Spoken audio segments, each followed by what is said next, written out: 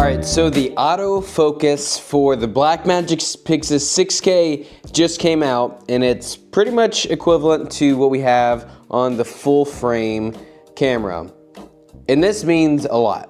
So I actually have to film this with my Osmo Pocket 4, so apologies for the camera quality because I have both my cameras in front of me, but I was actually already filming last week the decision I was going to have to make between selling one of these cameras. I've temporarily had both of these cameras to figure out which one I would rather want now. This one, the Blackmagic full frame, it looks like a normal camera, has a viewfinder which has been nice, and it can stay pretty compact. And if I throw an L-mount lens on it, it's a pretty small package. Now it can be rigged out, but I've used these style cameras for a long time and rigging them isn't the most fun thing. But one of the reasons that I was going to primarily keep this one over this one was just that it can pretty much do the same thing, but I also had autofocus. And for me, filming myself, that is actually important. But I was ending that video going to say, I'm actually gonna keep the Pixus instead because of one major thing.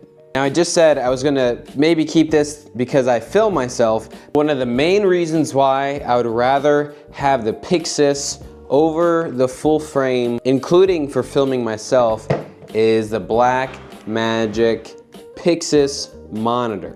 Now the thing about this monitor is that you can fully control your whole camera with it. It is the exact same settings, everything, and I can flip on all my settings I need just with a few buttons, and then also it is touchscreen. So here, let me take the hood off, and so I can get into all my settings and everything like that. Now this is where everything opens up for me putting a camera right where this Osmo Pocket is. Now I can have the camera, and then if I want to, I can just have this plugged up with only a USB-C cable, no batteries. I don't have to worry about things. I can plug the Pixis up. I can plug, well, this is plugged into it, and I don't have to worry about batteries anymore while filming myself.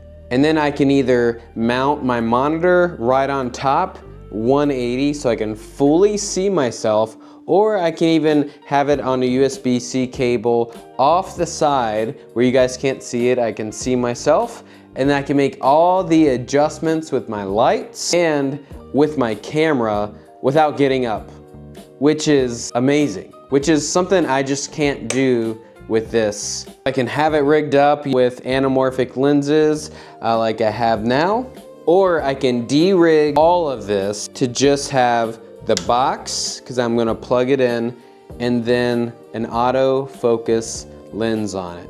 I'm gonna stop talking and just show you what I'm talking about right now. I just filmed the whole video, and apparently I stopped recording on my Blackmagic Pixis, so here we go again.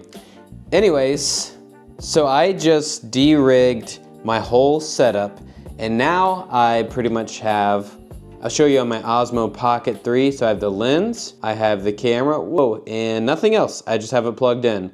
Now over here, I don't know if you can see, but right off the camera, I have my Blackmagic Pixis monitor, so I can fully see it. I can see I'm in focus, and I can actually use all my false color. I can make any adjustment I want to on this. It is literally the exact same monitor. I can control the whole camera from it. So now, this is what I can do with my YouTube setup. I can sit here, all my lights I can adjust from my phone, from my smartphone app. And so I can just sit here, adjust the lights, adjust the camera with this monitor now, and I don't have to get up over and over and over and over and over again. So that is absolutely amazing. Now I just de-rigged. I got so much gear here that I had on the Pixis to make it autofocus, and with some anamorphic stuff that I have. And that's why every now and then I would go and grab the Blackmagic Cinema Camera 6K full frame, because I would just throw this lens on it and then just go outside. You know, I would have my monitor here, and if I needed a viewfinder, I could have the best of both worlds. I was in a really small setup, and that was great.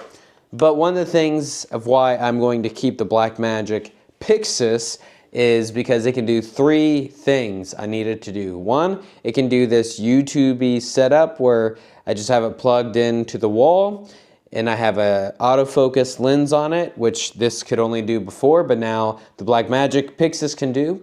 But now it can also have the monitor, which I can fully control, and that's something I never could have with this. I could put a monitor and spin it 180 and see myself, but to make any adjustments, I would have to go background.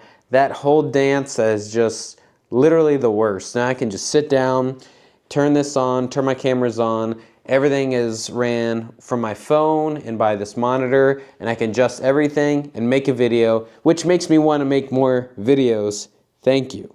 Second thing is now it can do what this used to do when I would just want to go run and just get some shots real quick with the autofocus lens. And so I can just put my autofocus lens. I have the Lumix 24-105 f4, really good outside, and it's really versatile for the price. And I can just put a BPU battery in the back, put the monitor on top with the top handle, and that's really all I need. And so it'll be a little bit bigger than this setup would be, but if I was just using the battery internally, I'm only gonna get 35 minutes of record time, and so I'd have to factor that in, bring some more batteries on me, or I could just grab the Pixus, and really the only little, I'd be saving about this much space with the verticalness, but right when you start doing this, you're getting about there anyways, and this is a lot more pleasing, the Pixis, to actually hold and to use. And then the third thing where this just doesn't do it so well, if I want to fully rig it out with my DJI Focus Pro system, with anamorphic lenses and things like that, the Pixis is just going to do that so much better. It's actually more compact than if you tried to do it with this, because I've done it with both. And so you have to leave this weird gap in to do this, so you can change settings as you're using it.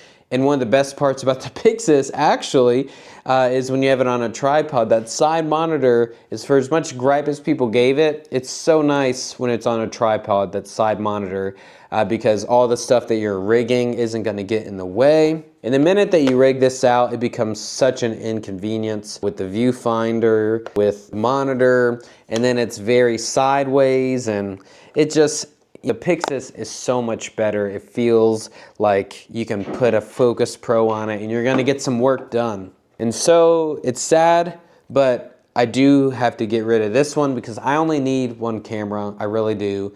To say I need two, it's just me being a little greedy. And so I'm gonna be getting rid of this. This would be a great backup camera for the Pixis, but I'm gonna be getting rid of this because now this Pixis can do really the great things I need it to do. The only thing that the Pixis doesn't have that this does would be if I wanted to just get a few small shots, put just a lens on and just go. That's pretty easy. I can put that in my camera bag. The Pixis will be a little bit bigger, but it can do every single thing I need to do, and for the most part do it much better, especially with sitting down here making these videos and then rigging it out like crazy and walking away. But now for interviews and things like that I want to record, I can focus. I have autofocus and I can trust it because I used it on here and ended up trusting it, and so I know that it can be used,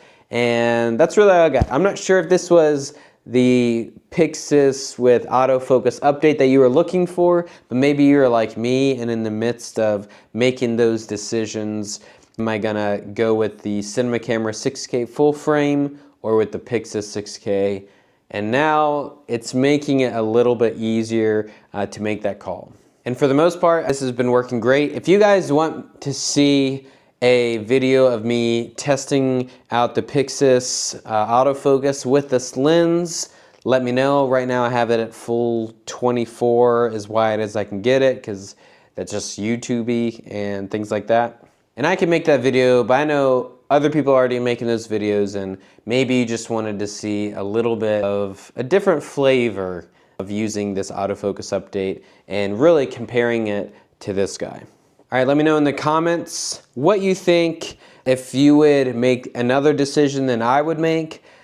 But this is really pushing it against the Sony FX6. Obviously there's a variable ND going on, but no matter what I'm doing, I have a variable ND now. I have PL to L, you have a variable ND PL mount that I can put on those lenses, and then for my L mount lenses now that have autofocus, I have like ND, variable ND mist system with newer.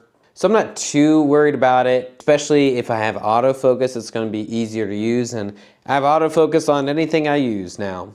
And then I just get the 6K and full frame and anamorphic. I'm just gonna pick that over FX6. But thank you guys for watching. If you want more information about any of the things that I have or me using it more, let me know. I just didn't know if you guys would want that, and I was already making a video of me deciding what to do and which camera to sell, and the main thing was that this one, the cinema camera 6K full frame, had autofocus, but my hope was that the Pixus was gonna have autofocus, and here we are. So now made it a little bit easier on me, which I was already gonna pick the Pixus anyways. Well, if you like this video, please subscribe and let me know what your thoughts are. Other than that, thank you so much for watching. I know you didn't have to, but let me know what else you want to see next.